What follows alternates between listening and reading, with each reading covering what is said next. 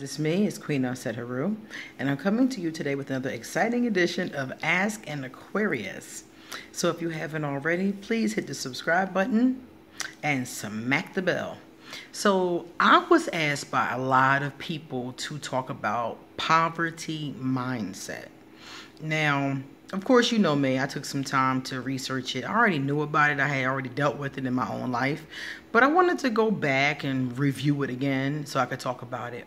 And for those of you who don't know, you're wondering what is a poverty mindset. All of the rich people of the world, Oprah, a lot of the gurus, all the rich people of the world say that one of the biggest things that separates rich people from poor people, other than, mounds of money, is mentality. Okay? Rich people think differently than poor people do. And as I begin to talk a little bit about it, you'll see what I'm talking about. So they say that if you have a poverty mindset, a poor person's mindset, that you will always be poor. Because what happens is that even if somebody gave you $1 million, your poverty mindset will have you broke again. There are people who win the lottery and end up broke again in 5 years. Many people who win the lottery and end up broke again in 5 years. So the question becomes, why do some people end up broke and some people do not?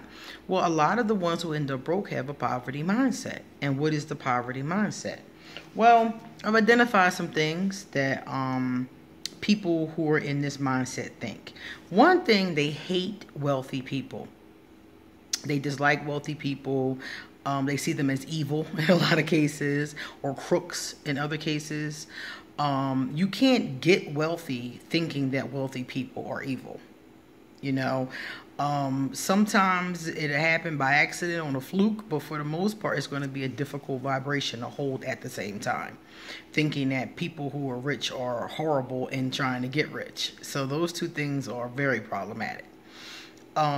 Thinking I don't deserve it. Some people have the poverty mindset that they don't deserve a new car. They don't deserve a home. They don't deserve these things, to eat regularly, things they want to eat, They don't think they deserve these things. So again, it's difficult to attract them if you think you don't deserve them. So these are all extremely problematic. People with a poverty mindset spend more than they invest and save. So if you have a poverty mindset, you're going to get money and you're going to want to get the new Jordans. You're going to want to get an iPhone. You're going to want to go get, the best of the best. These people I've seen my whole life, and I've never really understood them, because it's like you're dressing up to walk around in the same hood with everybody else. You're dressed up in your Jordans and your fancy car, and you're riding around the same hood that I'm in, It never really made sense to me. And that's just why you're spending more than you're saving and you're investing. So you're going to stay broke. You're going to constantly spend whatever comes in, and you're not creating more wealth with it.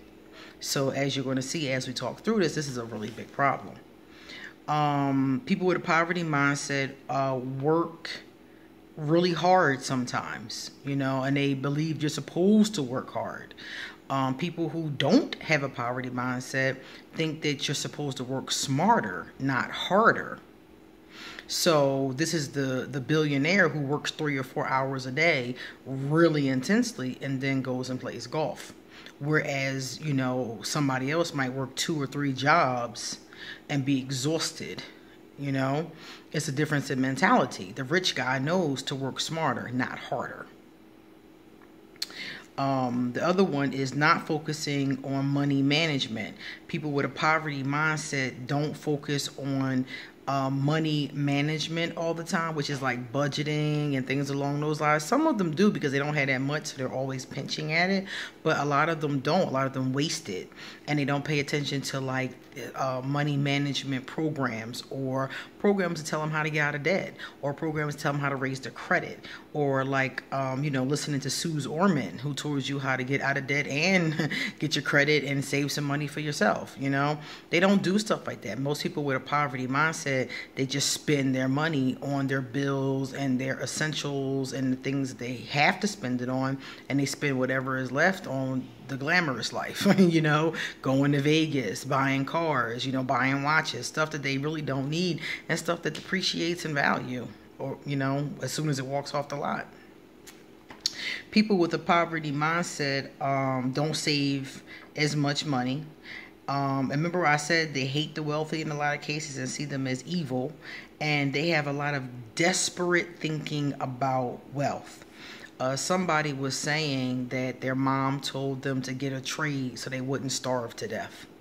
So their thinking is desperate. It's like, get a trade so you won't starve. She didn't say, follow your passion so that you can be happy in life. She's not thinking about happiness in life in that capacity. She's thinking about not starving, which is a desperate mindset, not a thriving mindset. So these are some of the things that a person with a poverty mindset has a tendency to think about.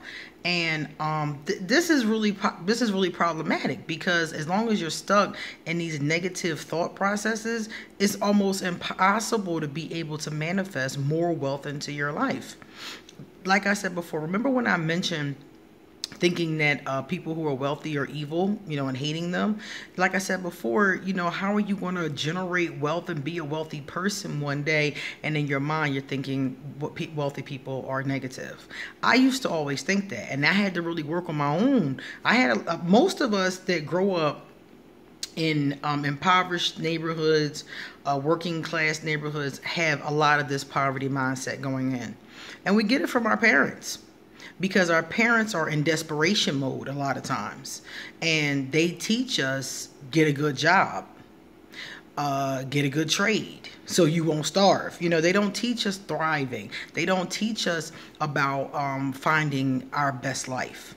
They don't teach us those things because in a lot of cases, they don't even know about that, So here's some ways to come out of the poverty mindset. Number one, give yourself permission to fail. The truth of the matter is that yes, you might fail at some of the things that you attempt. So give yourself permission to fail. Give yourself permission not to do things right the first time. Because as I go through this list, some of these things are going to be things that you may not do right at first. Give yourself permission to fail and get back up, first and foremost. Next, be more positive about abundance. For some reason, a lot of people think that abundance is a bad thing. Like, for example, people think that if you're spiritual, you're not supposed to have money. You're supposed to be a pauper. You're supposed to walk around giving away your spiritual gifts and, have on sandals and a Jesus robe and walk the earth. Now, some spiritual people do that. Jesus did it. Buddha did it. Buddha was a prince. He gave up everything, all his luxuries, just to sit under a tree and meditate and talk with people and do that kind of thing.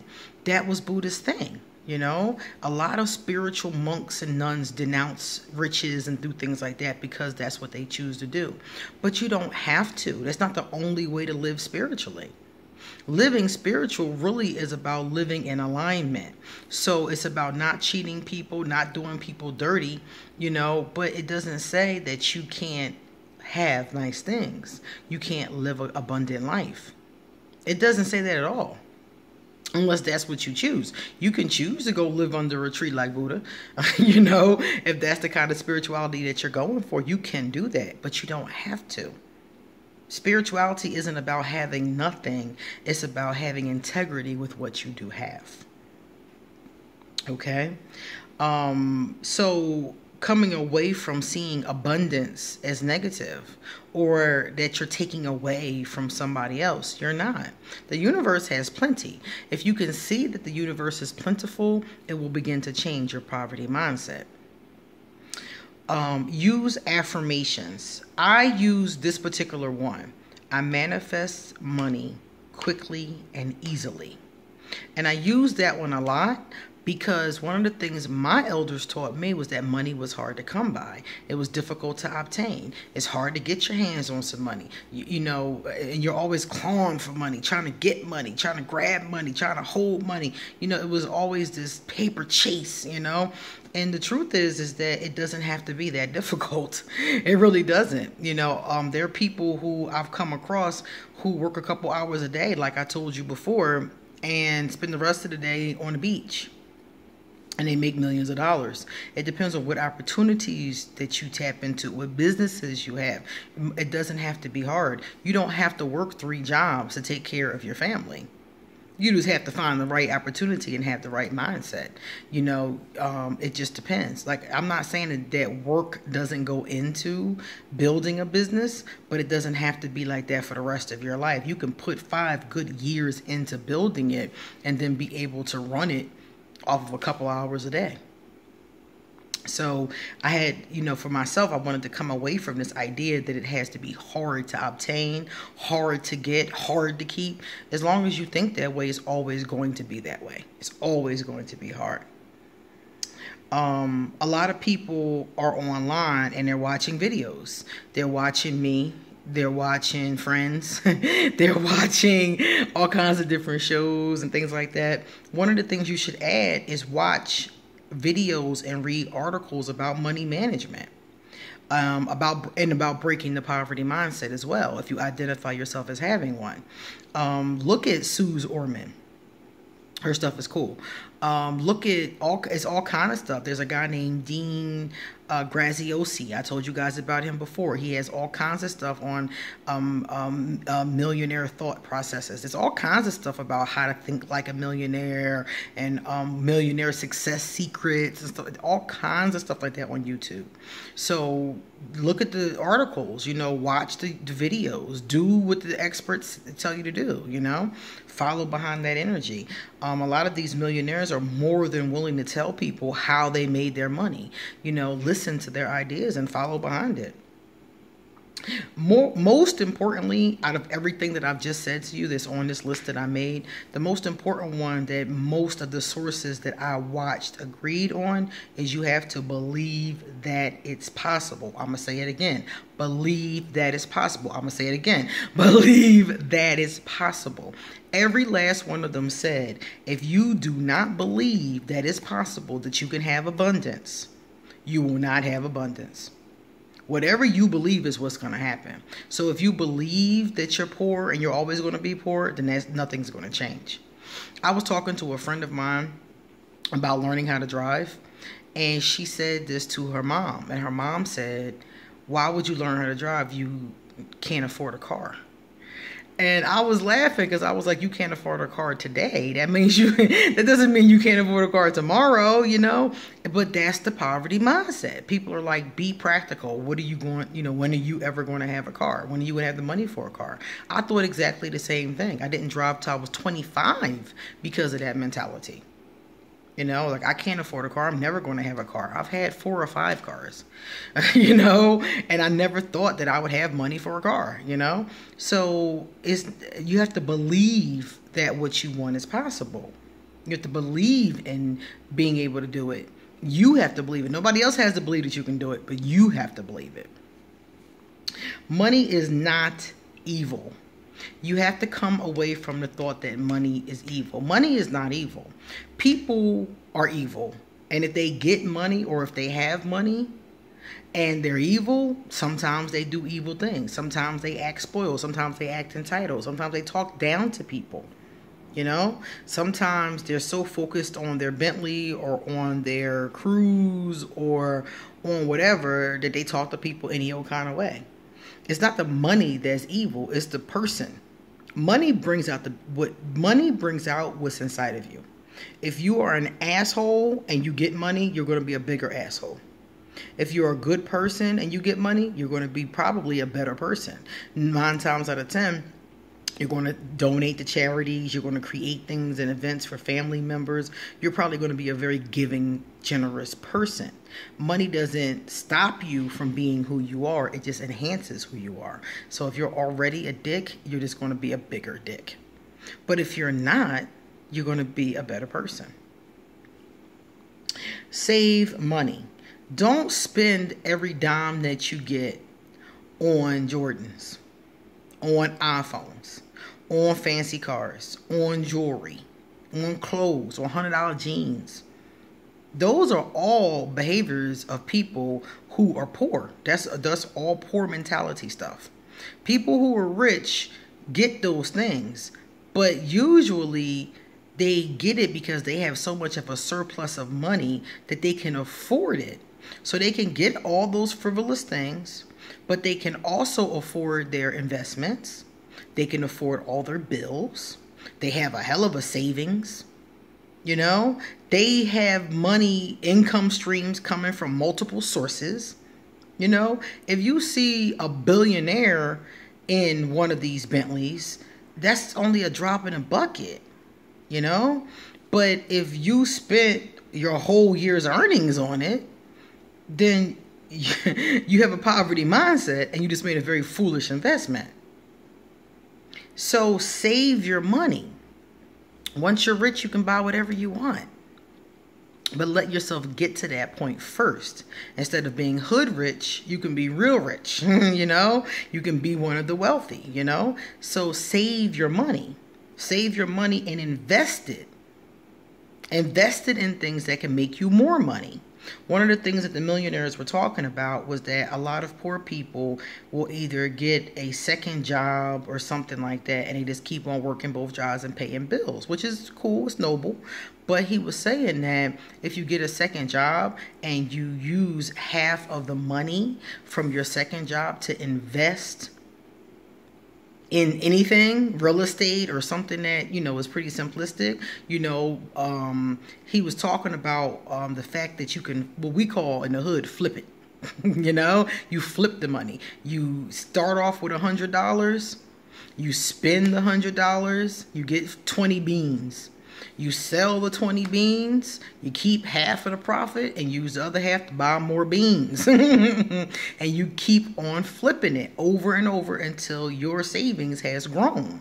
And then you buy something that's going to continue to do that. So now you have all these beans and now you go buy an apartment complex and rent the suckers out. You know, and that pays for your apartment and it gives you a profit. You know, so it's all about what they were saying is trying to find ways to find multiple income streams to financial freedom. So instead of getting a second job and spending all this money from the second job on vacations, spend the money to invest it in something else. Always save, always invest. Then they said, teach your kids. Teach your kids about this. Teach your kids about money not being evil. Teach your kids about how to save their money. Teach your children those kind of things. Don't say things like, oh, money is the root of all evil at the dinner table. You know, teach your kids that money can be a very positive tool if used correctly, so that the next generation won't have the poverty mindset. A lot of people have a poverty mindset because they got it from their parents. And a lot of people's parents got it from their parents who got it from their parents. It's generational. So it's difficult to break. Then they said, be grateful. Be grateful for what you have, whatever you have. If you have whatever, you know, whatever it is, whatever you have, be grateful for it because it's somebody who has less. Be grateful for everything that you have. And the last thing that they said that was really important was 5 people. I called it the 5 people rule. The 5 people that you hang out with the most should be 2 things. People who can lift you higher because they're higher than you, and people who are supporting, encouraging, nurturing of you and your ideas and your dreams. A lot of us have haters. A lot of us, our 5 people, the 5 people that we spend the most time with are haters. And some of them are our family, our moms, our dads, our husbands, our girlfriend. Some of them are haters. And it's not because of the fact that they don't want you to have what you want. It's not because they don't love you. It's because they have a poverty mindset. So when you come to them and you're telling them your dreams or your goals, your ambitions, you know, and it's very important for you to have goals, by the way. You have to write your goals down. I missed that part. I meant to say that earlier. You must write down the goals that you want to achieve, and as you achieve them, knock them off.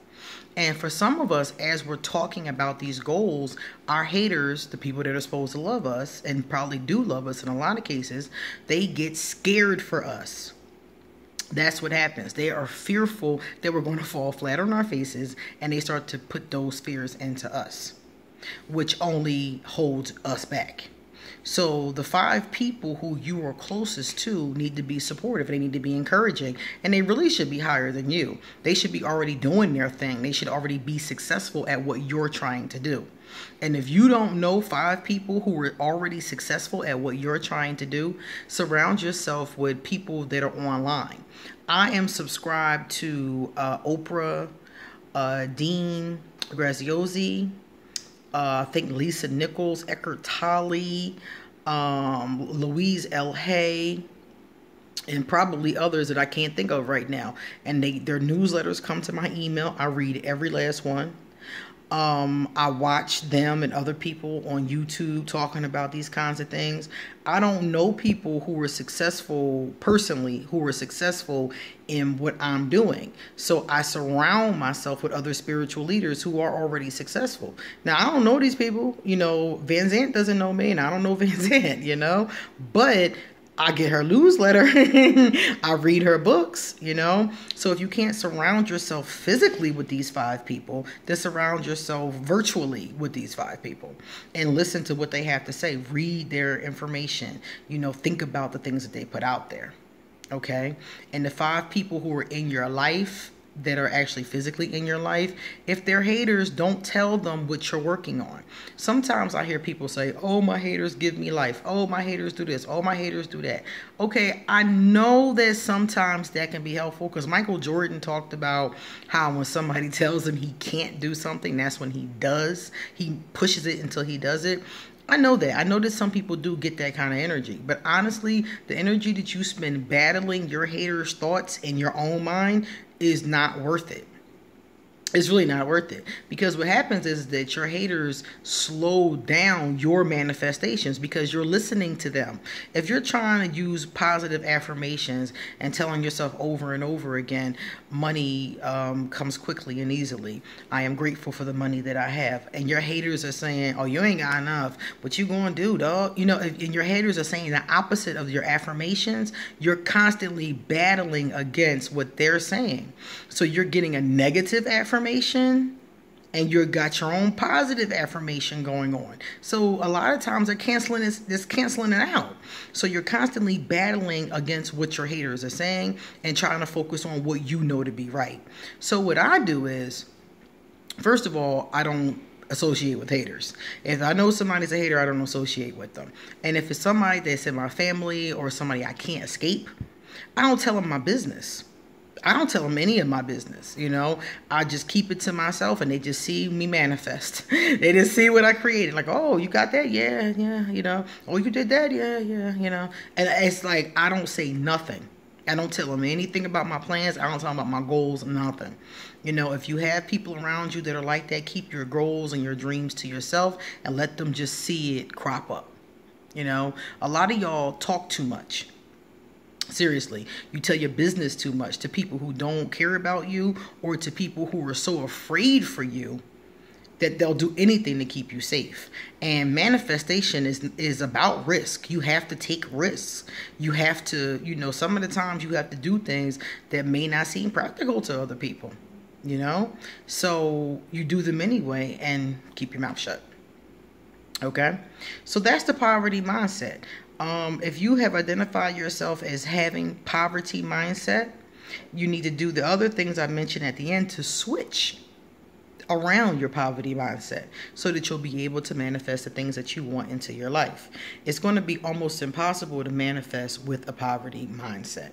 And if you're able to manifest with a poverty mindset, that's when people end up broke eventually again, because their mentality has not changed. Okay? So think about what you want to do for your life. Start off by making a list of goals, financial goals. What do you want to do? Like, for example, I want a home.